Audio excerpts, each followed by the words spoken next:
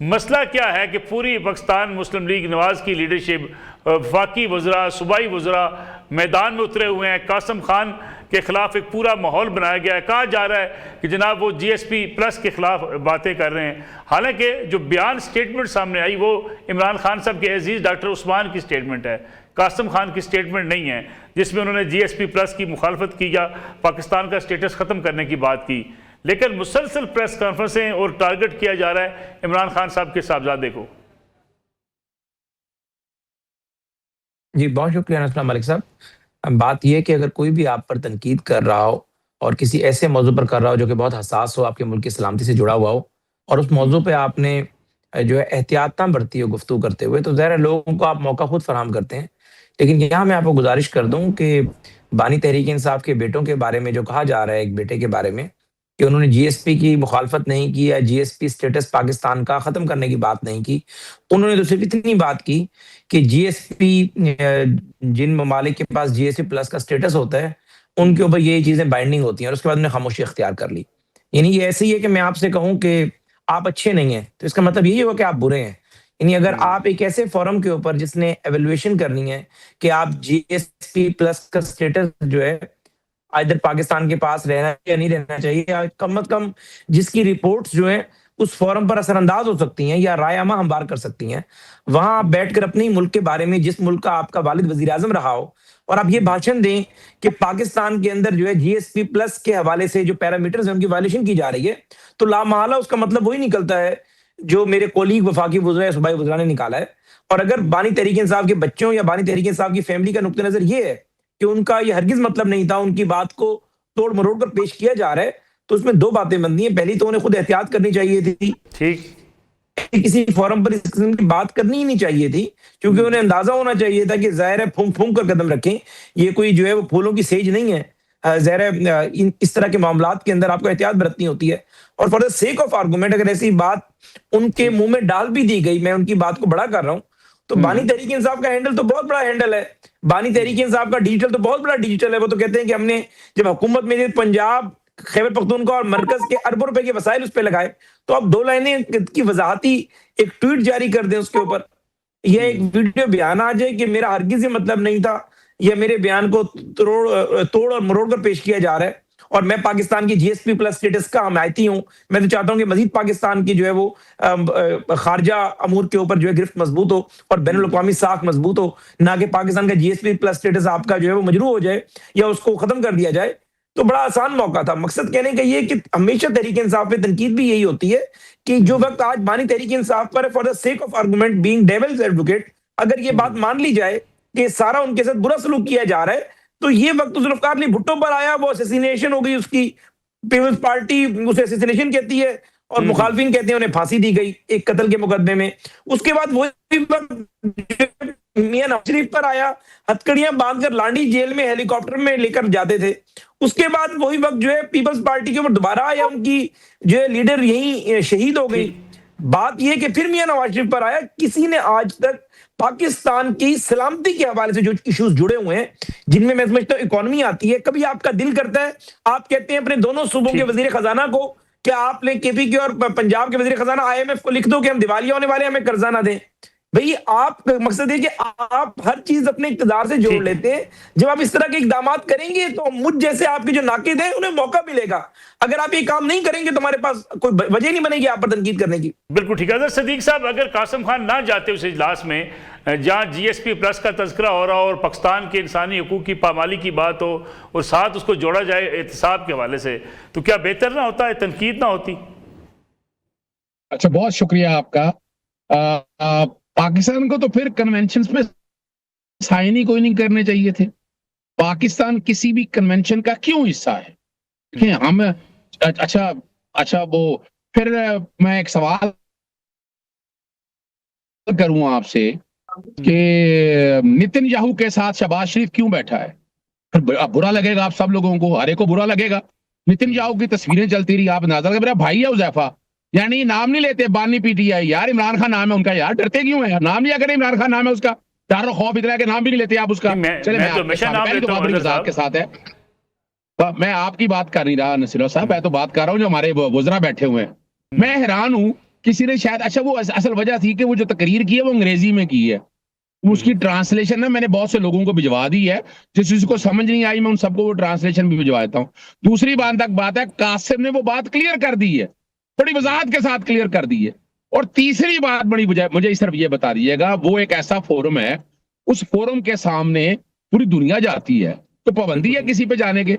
और मैं हैरान इस बात पे होता हूं कि क्या मतलब किसी के कहने से वो जीपीएस वापस हो जाएगा? अगर चले फर्ज करें for the sake of argument, चले मैं आसानी के लिए बता दूं कि जो कोर कंडीशन है ना, वो 27 कन्वेंशन हैं उनके, वो कौन कौन से हैं? आईसीसीपीआर पढ़ देता हूं आपको।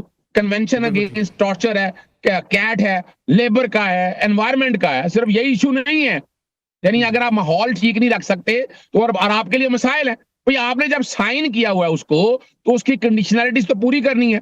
और मैं तो हैरान हो रहा हूं कि ये सारों ने ढिढोरा ऐसा पीटा हुआ है। तो भाई मेरी एक बात सुने, कोई तहरीरी तौर पर कोई चीज सामने ला सके आपके पास तो कोई चीज ही नहीं थी रिकॉर्ड, बल्कि आपने तो प्रेस कॉन्फ्रेंस करके खुद कंट्रोवर्सीज पैदा कर ली, आपने अपने गले में डाल लिया, आपने मौका दे दिया लोगों को बात करने के लिए। हमें तो जरूरत ही कोई नहीं है। और किसी ने अगर वो कोई डॉक्टर साहब वहां पर चले भी गए, अल्लाह रखा या मोहम्मद बूटा, वो किसी डॉक्टर साहब ने कर दी है तो उसका पाकिस्तान तहरीक इंसाफ से कोई ताल्लुक नहीं है। पाकिस्तान मुहिब, और आप अंदाजा लगाएं इंफॉर्मेशन सबकी। मैं चैलेंज कर रहा हूं आपके प्रोग्राम में कि आईएमएफ को जो अगर किसी ने कुछ कहा तो क्या ये लिखा था कि कर्जा ना दे? मैं तो हैरान होता, भाई आईएमएफ की कंडीशंस हैं कि ह्यूमन राइट्स की वायलेशन नहीं होनी चाहिए, तो हम परेशान क्यों हैं? हमने तो आप लोगों ने तो ह्यूमन राइट की वायलेशन की कोई नहीं है, तो डर क्यों रहे हैं? मैं हैरान इस बात पे हूं कि आप लोग ये कह के इसे साबित करना चाहते हैं, और साबित आपने कर दिया कि ह्यूमन राइट्स की वायलेशन हुई है, हालांकि जीपीएस का कोई ना कहा ना कोई। ठीक है जी जी, लेकिन आपने सारा बयानिया ये बना दिया है कि पाकिस्तान के अंदर ह्यूमन राइट्स की वायलेशन हो रही है, आप लोगों ने बना दी है। यानी अगर फर्ज करे को बात कह दी गलत है ना, नहीं वायलेशन हो रही, तो परेशानी किस बात की है?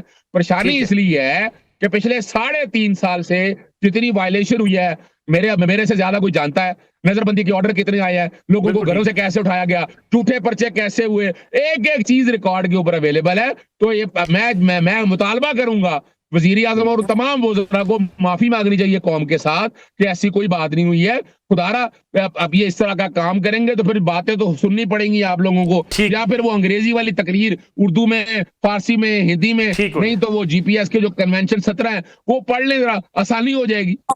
ठीक है, मैं आता हूँ वापस आपकी तरफ। हारिस नवाज साहब, एक तरफ हमारे यहाँ सियासी बेचैनी है, दूसरी तरफ हिंदुस्तान को बड़ी तकलीफ है हमारी सफारती कामयाबी से कि पाकिस्तान क्यों इतना बड़ा किरदार अदा कर रहा है। ईरान अमेरिका की जंग है, पाकिस्तान सालसी की बात कर रहा है, पाकिस्तान पैगाम रसानी कर रहा है, पाकिस्तान मशरिक़ वस्ता के ममालिक के साथ रब्ते करके जंग बंदी की कोशिश कर रहा है। हिंदुस्तान को तकलीफ है, हिंदुस्तान अपने जो है सोशल मीडिया के जाली अकाउंट्स बनाकर जो है वो पाकिस्तान के खिलाफ प्रोपेगेंडा कर रहा है, ये प्रोपेगेंडा बेनकाब भी हो चुका।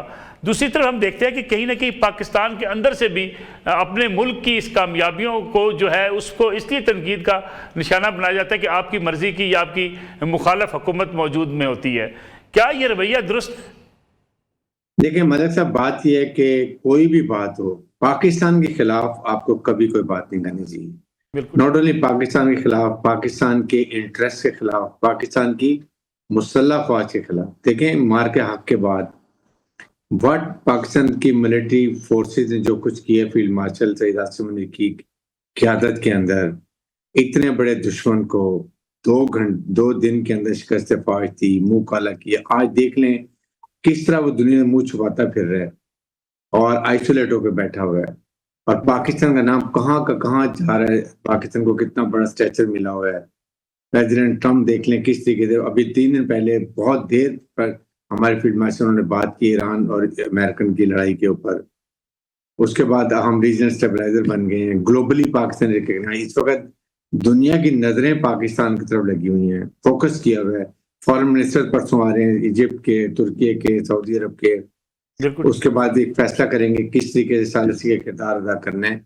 ये भारत को बड़ी तकलीफ है, तभी तो उनके फॉरेन मिनिस्टर ने ये जो है सफारती लैंग्वेज इस्तेमाल की है, और वो इसको तकलीफ इतनी है कि वो सोच नहीं सकते कि पाकिस्तान कहाँ चला गया और इंडिया कहाँ गिर गया अपनी हमाकतों की वजह से। और आज पाकिस्तान को इस खास तौर पे लड़ाई के अंदर जो पाकिस्तान का एक किरदार दिया जा रहा है, पाकिस्तान का ट्रस्ट ईरान भी ट्रस्ट कर रहा है और अमेरिका भी ट्रस्ट कर रहा है, जो किसी और मुल्क के ऊपर नहीं कर रहे हैं। It's a big thing. और ये I think we must give credit to field marshal Syed Asim Munir को, जो चीफ ऑफ डिफेंस फोर्सेस भी हैं। ऐसे मौके पे कोई कंट्रोवर्सी हमें उठाने की जरूरत नहीं है, सिर्फ पाकिस्तान फर्स्ट, पाकिस्तान का नाम ले और जो दुनिया में एक नाम चल रहा है उसको आगे लेके चलें और झंडा ऊंचा करें। बिल्कुल वी कांट अफोर्ड इट। इसलिए कि इस वक्त आपके सामने सऊदी अरब पाकिस्तान की तरफ देखता है, तुर्की से हमारे ताल्लुकात अच्छे हैं, बाकी मिडिल ईस्ट कंट्रीज हमारे से मुआहदा करना चाह रही हैं। फिर ईरान के सामने वो उर्दू में ट्वीट कर रहे हैं पाकिस्तान की तारीफ में। उससे पहले जब जून में हुआ था वो तशक्कुर पाकिस्तान में नारे लगाए गए थे। प्रेसिडेंट ट्रम्प जो कि इतने अनप्रिडिक्टेबल है, इवन देन उनका देखिए consistently, very field marshal, he is a good guy, I like him, he is a fighter, ये अल्फाज हैं। और प्रेसिडेंट ट्रम्प को फील्ड मार्शल से बात करने की क्या जरूरत है, अनलेस कि उनका ट्रस्ट है उनके ऊपर कि इज अ प्रोफेशनल सिपाही पाकिस्तान का। इन एनवायरनमेंट के अंदर we have to talk positive. दुनिया ने रियलाइज कर लिया कि जब तक पाकिस्तान की मुसल्लह अफवाज मजबूत और मजबूत हाथों में है, पाकिस्तान को नुकसान नहीं हो सकता। यही तो प्रॉब्लम है, तकलीफ है दुनिया को। एक इस्लामिक मुल्क, एक न्यूक्लियर मुल्क, एक फौज लड़ाका, जियो स्ट्रेटेजिक लोकेशन बहुत अच्छी, इकोनॉमिक तरक्की करेंगे तो अपने फैसले अपनी मुल्क के मफादात में करेंगे। ये वो नहीं चाहते, यही तो इंडिया को आग लगी हुई है। वरना आप सामने देख लें, फौज कमजोर खुदा न खास होगी तो फिर लीबिया, सीरिया और इराक की तरह पाकिस्तान का हाल होगा। यही वो चाहते हैं। तो इसलिए वी नीड टू यूनाइटेड। दुनिया का मैसेज है कि पाकिस्तान की मुसल्लह फौज, पाकिस्तान की अवाम, they're one, they're fighting as a nation. ये हमने मैसेज देना है, ये हमें तहैया करना चाहिए इस वक्त। और हमें किसी चीज के बारे में सोचने की जरूरत नहीं।